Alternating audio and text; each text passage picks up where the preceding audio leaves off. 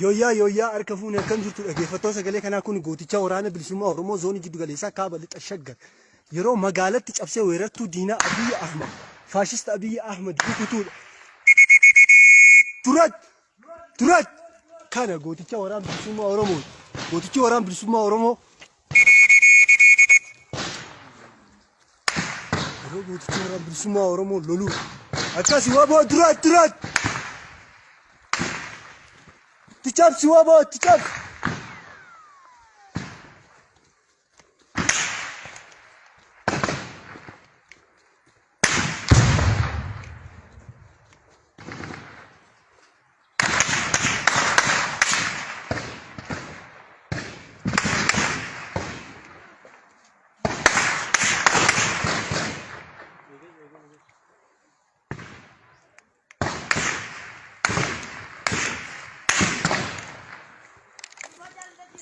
Dukatin.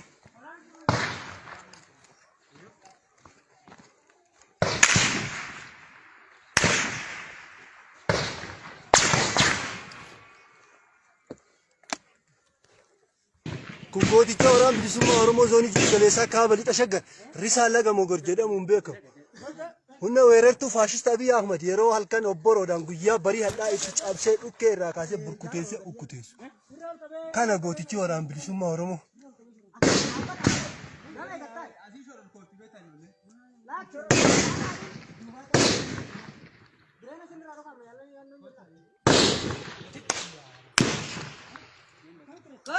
Bobby,